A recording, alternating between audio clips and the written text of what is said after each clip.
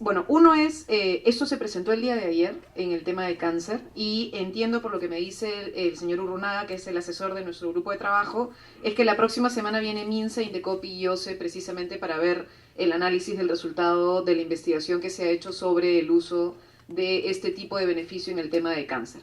Igual habría que evaluarlo. Una cosa que sí sería importante recordar es que, a diferencia del cáncer, la salud mental no es atendida por el Estado. Entonces ahí normalmente es el ciudadano quien tiene que ir al mercado en busca de comprar el remedio necesario, la medicación necesaria. Pero igual es un tema que sí necesitamos evaluar para ver a quién beneficia. Porque en el caso del precio de los pasajes, que evaluamos, recuerdan, hace relativamente poco se pretendió retomar un beneficio para los pasajes a la Amazonía. Y lo que descubrimos con el estudio que teníamos es que, bueno, resulta que cuando se había retirado el beneficio, los pasajes no subieron de precio. Y que por tanto colocar el beneficio no los iba a bajar. Simplemente lo que estábamos haciendo era colocar 16% en el bolsillo de la empresa que vende el pasaje. Entonces, ese es el tipo de cosas que necesitamos terminar de evaluar y necesitamos instrumentos para evaluar, porque queremos nosotros reducirle el costo al ciudadano, pero al final lo que terminamos haciendo es entregarle un beneficio a la empresa que vende, ¿no? Entonces ahí hay un tema que necesitamos revisar. Desde el despacho y desde el grupo de trabajo hemos discutido el tema de universidades. Ya lo dijo el congresista del Castillo. Y sí es un tema que nos gustaría conversar con un poco más de seriedad con el MEF, porque sí necesitaríamos ya pasar a una propuesta concreta. Y es que no puede ser que sigan teniendo ese nivel de exoneración y de beneficios, porque el monto es cada vez más descarado. Y entonces sí es cierto que no podemos seguir diciendo que este beneficio es para la gente y al final lo que terminamos teniendo son universidades privadas que, como ya se dijo, hacen uso, en fin, y abuso de este beneficio para el lucro de los propietarios de estas empresas, ¿no? Entonces sí necesitaríamos evaluar con ustedes algún mecanismo. Algunos queremos simplemente eliminarlo, pero por ejemplo, en una de las reuniones del grupo de trabajo estuvo el señor Elmer Cuba, el señor Elmer Cuba, y lo que él planteaba, por ejemplo, era la evaluación, por ejemplo, de quién podía recibir el beneficio, y que sea más bien al que paga, y que pueda hacer contrarrenta, por ejemplo, si es que yo tengo determinado nivel de ingreso y yo certifico que mi hijo está yendo a una universidad privada, pues puedo tener un beneficio adicional en mi impuesto a la renta en lugar de esa exoneración a la universidad. En fin, darle una vuelta al mecanismo para que finalmente quien sea el beneficiario sea la familia y el estudiante y no quienes están lucrando en este momento con lo que finalmente debiera ser un derecho que ojalá algún día sea en el Perú.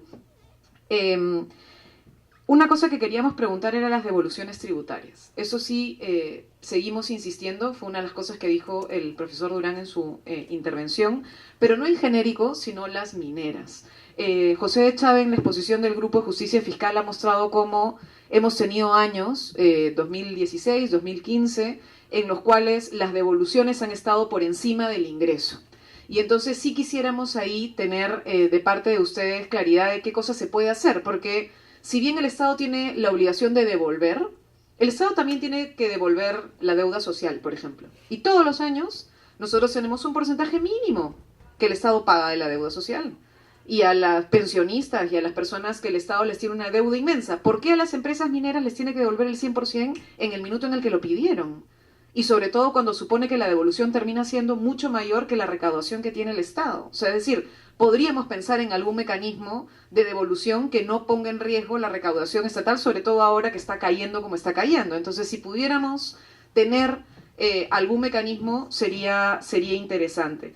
Y lo último es preguntarles si es que ya hicieron ustedes una evaluación del artículo 19 del texto único ordenado del impuesto a la renta. Porque está por vencer y ya tenemos un proyecto para renovarlo. Otra vez por 3 años más, sin estudio. Y entonces, claro, es correcto cuando dicen que a veces pedimos con demasiada rapidez opinión al MEF, pero en este caso me van a disculpar, debieran ya tener ustedes la opinión. Es decir, todos nosotros sabemos que va a vencer a fin de año, entonces no necesitan que llegue el pedido del Congreso. Ya debería existir una evaluación de parte para que nosotros pudiéramos saber, desde la perspectiva del Ministerio y de la propia SUNAT, cuáles de estos tienen sentido de mantener, ampliar o más bien de una vez eliminar de los beneficios que hasta ahora tenemos, reproduciéndose cada 3 años casi por default, ¿no es cierto? Simplemente va a vencer, ping, lo ampliamos, va a vencer, lo ampliamos, va a vencer, lo ampliamos y nadie evalúa nada, ¿no? Profesor Durán. Gracias, yo he pedido intervenir primero porque debo volver. No quiero llegar tarde a mi clase, entonces quisiera decir 5 cosas distintas. La primera es una cuestión conceptual que creo que no hay que caer en esa trampa. La trampa consiste en lo siguiente: tenemos un número de empresas y están reguladas tributariamente, entonces tenemos que pensar en cómo afectar la informalidad.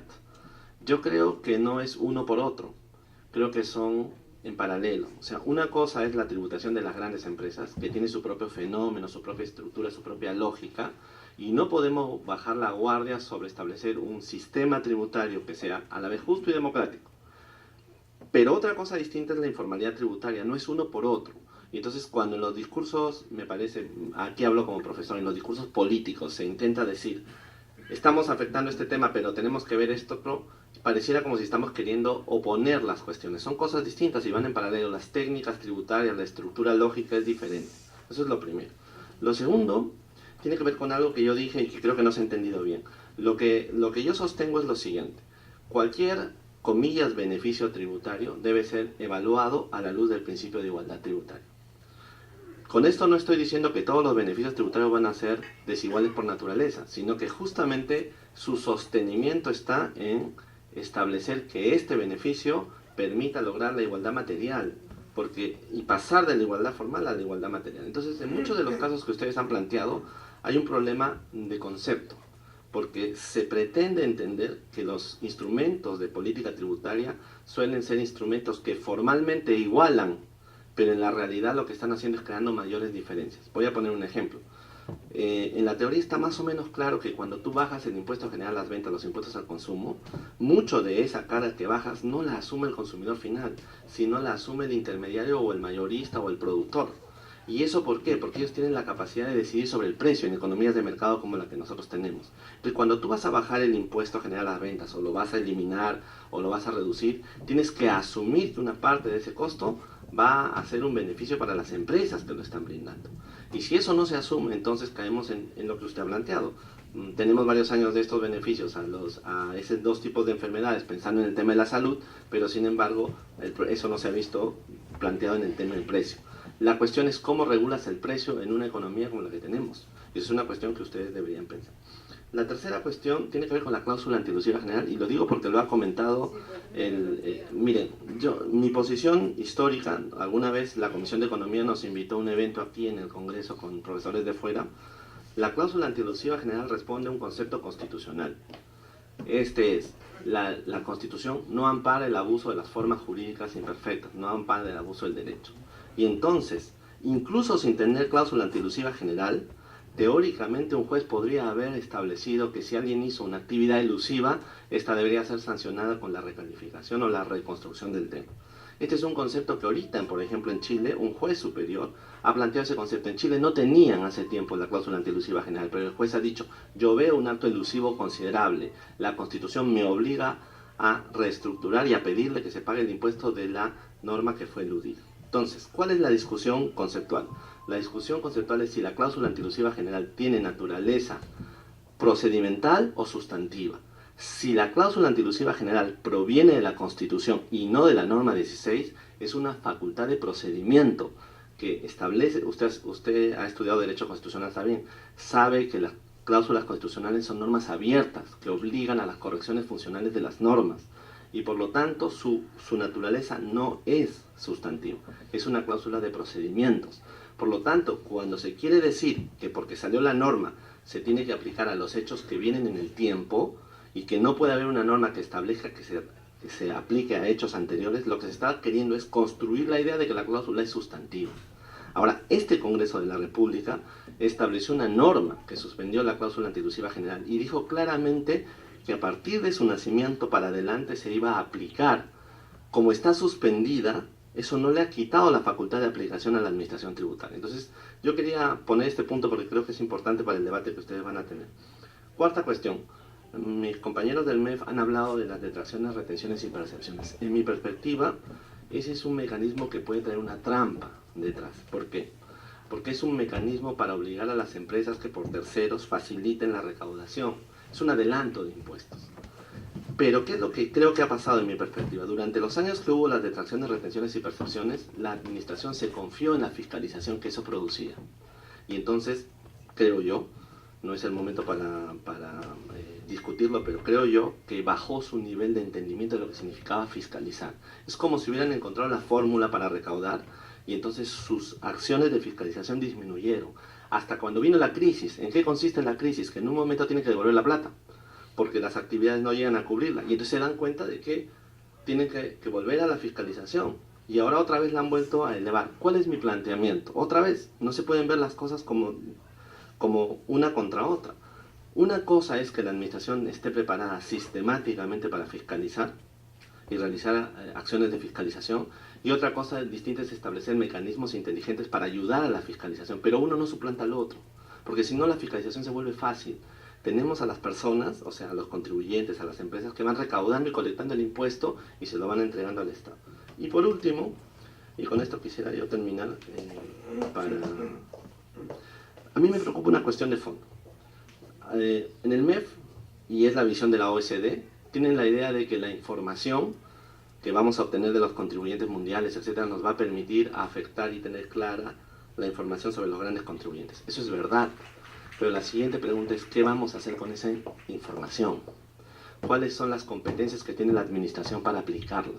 O sea, podemos tener toda la información posible sobre las grandes empresas en el mundo, pero si esa información no es procesada y aplicada, entonces no funciona. Por ejemplo, si ustedes limitan la cláusula antielusiva general, van a tener toda la información de estos años, pero esa información no va a servir para nada, porque esa información es un elemento justamente para construir y saber si están practicando medidas antielusivas. Entonces vamos a tener que esperar los próximos 10 años cuando nos llegue la información para aplicar los casos que recién estamos viendo. Entonces, no basta con tener información, porque el enfoque pareciera ser en el discurso político del ministerio es: necesitamos información, información. No, no es solo información, es qué hago con esa información, cómo fiscalizo, pero eso sí, respetando los derechos de los ciudadanos.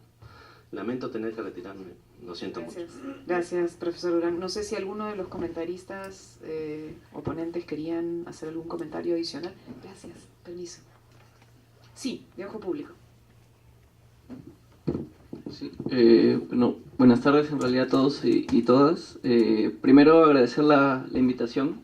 Creo que estos espacios en realidad nos permiten también un poco conocer de diferentes enfoques temas de interés público, que es en principio lo que nosotros trabajamos en Ojo Público, ¿no? Y sobre todo, qué bueno también que hayan traído a la mesa el sector salud, porque es un tema o una de las líneas de trabajo que nosotros hemos tenido desde un enfoque también tributario o investigaciones a partir del trabajo que pueden realizar el Estado y también el rol de las empresas. En ese sentido, nosotros también, antes de publicar algunas historias, buscamos hasta el final la versión del Estado, y muchas veces por A o B, bueno, se complican las agendas y no podemos tener o recoger su versión, ¿no? Que es muy importante, uno, para entender el papel que tiene el Estado, y dos, para entender nosotros qué es lo que vamos a publicar y que la historia también no quede, no sé si incompleta sea la palabra, pero sí tener las dos partes, ¿no?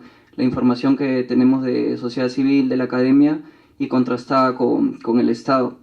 En ese sentido, yo tenía un par de consultas a raíz de las publicaciones que hemos tenido.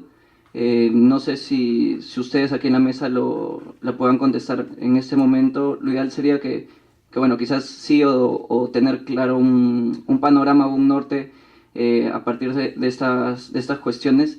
Y era básicamente, uno era sobre de qué manera el Estado y en realidad la ciudadanía en general se benefician con los beneficios tributarios a las farmacéuticas, ¿no? Que, como nosotros publicamos, entre 2001 y 2017 habían tenido exoneraciones por más de 640 millones de soles, ¿no?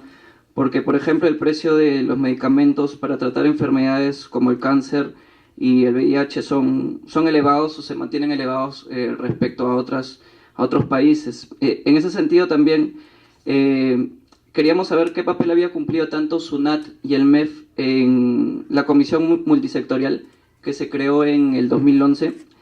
Se creó por el Ejecutivo en realidad para fiscalizar que los beneficios tributarios impacten en pacientes con VIH y cáncer, ¿no? Y también porque a la fecha no se habían hecho públicos los informes de esta mesa, a pesar de que ya se había trabajado desde 2011, ¿no? Bueno, nosotros no recibimos información sobre estas dos consultas en particular. Y una última era qué trabajo estaban realizando a partir de regímenes económicos especiales, como el caso del sector fútbol, porque muchas veces se está empezando a detectar casos de presunta evasión tributaria, ¿no? Hace un par de días, no recuerdo, La República creo que ha publicado un informe, una denuncia de que se están realizando dobles o triples contratos con los jugadores, y quizás es un sector que no está siendo trabajado tanto desde la prensa como quizás desde la sociedad civil o incluso el Estado, brindando información de qué trabajo se está realizando con estos regímenes especiales, ¿no? que sabemos manejan bastante dinero, y muchas de ellos incluso ya se están manejando como empresas. Y bueno, esas eran algunas de las consultas que tenía, que lo traía aquí a la mesa porque consideramos que en realidad es de mucho interés público, y que muchas veces también no se generan estos espacios entre la academia, ¿no?, el sector público y nosotros como prensa. Bueno, era eso, y nuevamente felicitar el espacio que se está generando aquí en el Congreso, ¿no? Muchas gracias, Aramis Castro, de Ojo Público. José de Chávez. No, muy breve, dos puntos que quería subrayar, ¿no? Lo primero es que, escuchando al profesor Durán y a partir de la información de la opinión del congresista Torres, subrayar que en materia, digamos, de medidas antielusivas, el país en 2014 fue suspendida, ¿no? Y si uno revisa lo que pasó en esos 2 años, bueno, lo que pasó en esos 2 años fue una fuerte campaña, ¿no?, de diferentes sectores que terminaron y provocaron esta situación de suspensión. Y yo tengo la impresión que algo similar va a pasar, y creo que ya está pasando, ¿no? Y creo que en el espacio del Congreso, creo que sin duda va a ser un espacio donde se va a dar con mucha fuerza estos intentos, digamos, de revisar lo que se está pretendiendo avanzar en materia de normas antielusivas. No es algo nuevo, ¿no? Y en segundo lugar, en relación a los gastos tributarios, según los análisis que hemos hecho, y a eso habría que prestarle atención, este año vencen gastos tributarios, de repente el MEF, la SUNAT pueden ayudar, vencen gastos tributarios con un monto de 5.500 millones de soles, ¿no? Que no es poca cosa, ¿no? Entre los que se encuentran los beneficios fiscales a la Amazonía, ¿no?, las exoneraciones a asociaciones sin fines de lucro, ¿no?, entre otras. Yo también creo que es un tema al cual hay que prestarle atención, porque, a ver, efectivamente el tema de los gastos tributarios despierta muchas inquietudes, pero si fuésemos conservadores y si apostásemos a una reducción de gastos tributarios solamente por el 10%, la recaudación en el 2019 aumentaría aproximadamente 2.000 millones de soles, ¿no? Entonces, solamente con metas modestas podemos ayudar a cambiar tendencias, y creo que eso es un tema fundamental. Finalmente, simplemente agradecerles el espacio. Muchas gracias, José. No sé, Marcos, ustedes en algunas de las preguntas que se han hecho, De repente 2 apuntes. Uno, respecto a las exoneraciones del artículo 19 de la Ley de Impuesto a la Renta, que vence el 31 de diciembre. Es cierto, nosotros hemos analizado, no está culminado el análisis, pero ojo, quería llamar la atención de que gran parte de estas exoneraciones son muy difíciles de no postergarlas, ¿no? O sea, y voy a leer si quieren rápidamente. Una, por ejemplo, el 19A, las rentas de las sociedades o instituciones religiosas que realicen, que destinen a la realización de sus fines específicos. O sea, esa es Iglesia Católica. Y para eso hay un concordato con el Vaticano, no se puede hacer nada. Si uno sigue, entonces ve los intereses provenientes de crédito de fomento otorgados directamente, son créditos de fomento. Las rentas de los inmuebles de propiedad de organismos internacionales, también hay convenios para eso. Remuneraciones que perciben por el ejercicio de su cargo en el país los funcionarios y empleados considerados como tal dentro de la estructura organizacional de los gobiernos extranjeros, o sea, organismos internacionales. Aquí hay uno que sí se puede tocar, que es algo que hemos estado revisando y alguna vez, pero yo creo que esto se requiere mucha discusión, que son las rentas generadas por los intereses de los depósitos en el sistema financiero. Los ingresos brutos que perciben las representaciones deportivas nacionales de países extranjeros. O sea, ni siquiera es cuando si viene River a jugar, sino si viene la selección argentina. O sea, muchos son como niños, solo para comentar. Y ¿cuál es otro? Los ingresos brutos que perciben las representaciones de países extranjeros por los espectáculos en vivo de teatro, zarzuela, concierto folclore, opereta, ballet. Pero nuevamente, si viene una compañía privada, sí está grabado. Pero si viene el Ballet Nacional de Rusia, ese es el que estaría exonerado. Los intereses que perciban o paguen las cooperativas de ahorro de crédito. O sea, hay muchos de estos. El único, y ahora sí, yo dije ya el de los intereses del sistema financiero, y el otro, que es uno en el que hay que mirarlo, porque ahí necesitamos mucho apoyo de la SUNAT respecto a si podríamos tener algún mecanismo de fiscalización adecuado, son las ONGs, las rentas de fundaciones afectas y de asociaciones sin fines de lucro. O sea, si ustedes me preguntan, y sin ánimo de adelantar el análisis global, solo había dos de las que son más o menos que se podrían tocar, ¿no? Básicamente es el de las ONGs, asociaciones sin fines de lucro, y el otro es el de los intereses de las cuentas en el sistema financiero. Sí, digamos, yo lo tengo casi en el mismo ítem, ¿no? Ese es básicamente, ¿no? Muchas gracias, Marco. Hubo una pregunta puntual sobre la información pública de la Comisión Multisectorial. Esta comisión está presidida por DIGEMIT, y la Secretaría Técnica la ejerce el INDECOPI. A la fecha hay dos informes, del 2012-2013, y el informe de 2016 está bastante atrasado. Entonces esta comisión ha tenido, y ahí hacemos mea culpa, ha tenido problemas. Hay unos representantes de SUNAT y también del Ministerio de Economía y Finanzas. Ha tenido un poco problemas en su organización porque ha habido muchos cambios en el Ministerio de Salud y sobre todo en DIGEMIT. Los estudios, hay estudios que si ustedes los solicitan por tema de transparencia, nosotros tenemos que proporcionar los estudios que, no sé si los han solicitado, pero los estudios deberían ser accesibles para ustedes. Y efectivamente hemos revisado, y lo que se ha hecho básicamente es un seguimiento de precio ex ante, ex post sobre estos fármacos, ¿no es cierto? Pero creemos que estamos ahora justamente tuvimos una revisión ayer que vamos a hacer un análisis mucho más completo, un análisis de impacto que no solamente vea la evolución de precios a nivel nacional, sino precios internacionales. Nos metamos al tema de las licitaciones, mecanismos de licitación, y también vemos márgenes dentro del país, la forma, y bueno, y estamos ahí conversando, hemos tenido incluso algunas conversaciones preliminares con la Organización Panamericana de Salud para que nos puedan algún soporte en temas técnicos, y ayer se ha constituido la reunión, nuevamente la mesa, porque tenían varios meses sin reunirse. Entonces, en realidad, sí podemos hacer un estudio mucho mejor de lo que se han hecho, y este año por lo menos debería salir el estudio del año 2016, que todavía no se ha publicado.